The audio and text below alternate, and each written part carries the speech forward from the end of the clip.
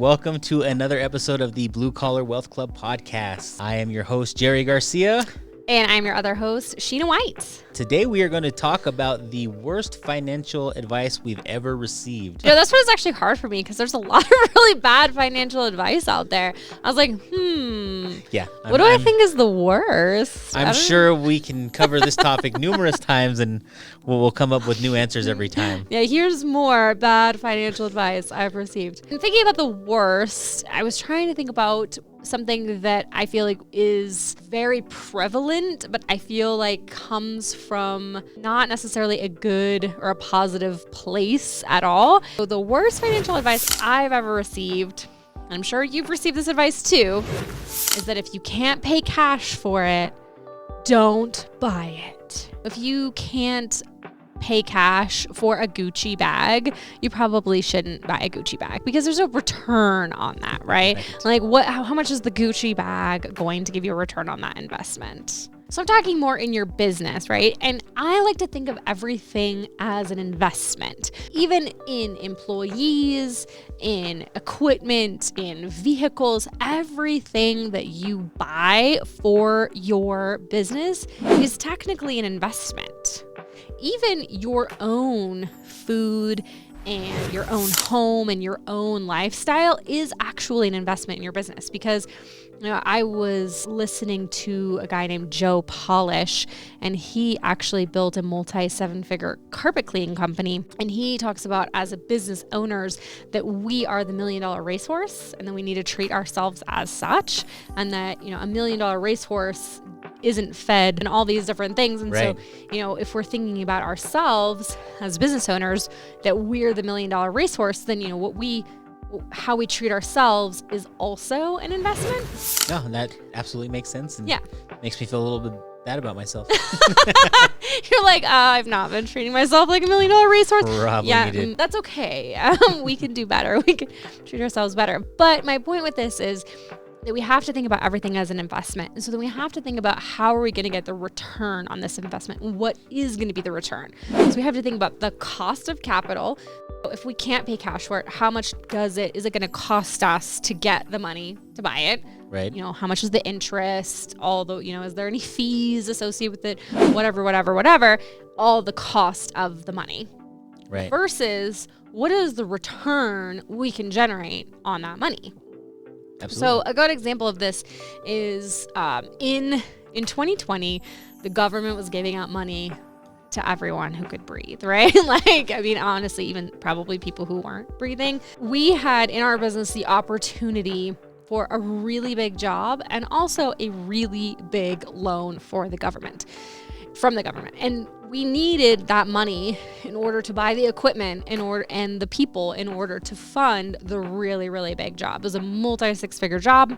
So we had to have way more equipment than we had. We had to have way more employees than we had.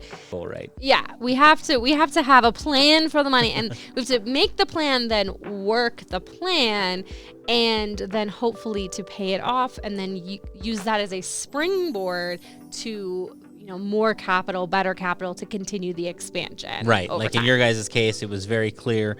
We get this equipment, we get this job. This pays itself off in 60 days. That's a given. Then you own that piece of equipment for the rest of the time you have that business. Yeah. And it continues to bring you dividends. So yeah. Well, yeah, because one of the pieces of equipment we bought was, I think, $15,000, but to rent it was like $1,500 a day. Literally, it was basically 10 days of rental, which for that job, we would have had to rent it more than 10 days. But generally speaking, we didn't use it all that often, but it was a strategic investment to have it after that and then be able to not only have it, but then we actually were able to rent it to other people. So then it becomes an income driving vehicle, not just for yourselves in using it, but for other people when that's fantastic. Maybe they need that piece of equipment on days we didn't because it was a very specific type of equipment. Oh, that's awesome. Yeah. Very cool.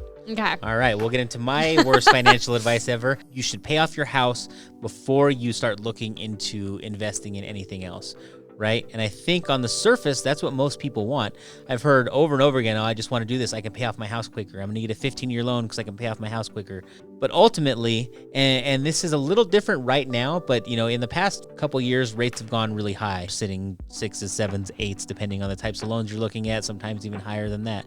But especially in the environment we were in, where a lot of people still have loans on their mortgage that are below 5%, and in some cases below 4 or even below 3%, doesn't make sense to me to pay off a loan that's at 3.5% interest when you can then instead take that money. Say you owe $300,000 on that mortgage and you come into a bunch of money. You're like, oh, sweet, I can pay off my mortgage and then not have that payment again.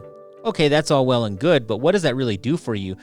Having equity in a house that you don't really access doesn't really do much for you. Yeah. If you were to take that same $300,000 and invest it even into just a high yield savings account that's giving you 5% return, that money's making more than you would have been paying in interest on that mortgage. And that's just something that's just a flat, safe, easy investment.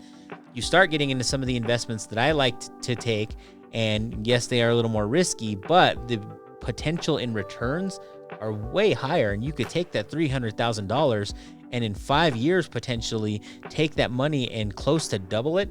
I mean, that's insane. Where you pay off your house for $300,000, what do you have in 5 years from now? You still have a house that's paid off that might be worth more money now, but not money that's in your pocket. Well, and not money that's cash flowing, and not money that's accessible in any real way. Right. Except if you sell your house, which then right. you have no place to live. Right. So. And we talked about this on a different episode, talked about the hit by a bus theory. So what happens if you pay off your house and you're hit by a bus tomorrow? Okay, great. Your family doesn't have to worry about paying the mortgage, but they still have to pay the property taxes and insurance on that property. They still have any other bills that you have amassed. Mm-hmm. And, unless you're paying cash for cars, you probably still have car payments or credit card payments or other types of loan payments. So there's still bills to be paid. And instead of that money making money for you, or if you put it into a vehicle where it was bringing in cash flow, that actually might, even though you still have a mortgage to pay, it might be bringing in more money than that mortgage cost.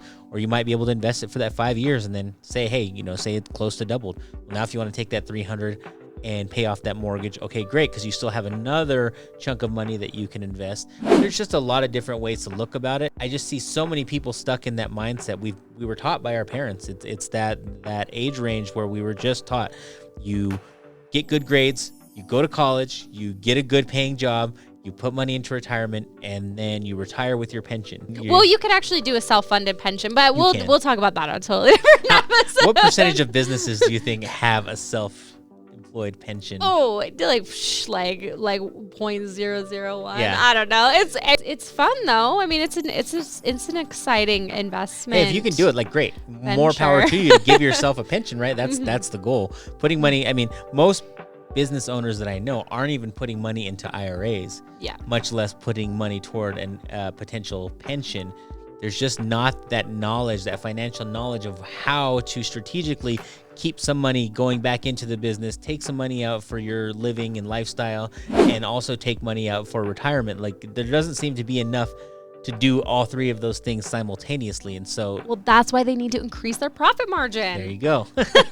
Always back to the profit margins and not just sell more, right? I think it comes down to, again, it's the same thing, right? What is the cost of capital versus a return if you invest it somewhere else? And so maybe strategically keeping that mortgage on your primary home, because then you can take that money and invest it elsewhere and you're going to get better returns. And then you could take that money, and if then you want to put it back and pay off your mortgage, you can go for it. Right. And there's always things to think about in all of this, right?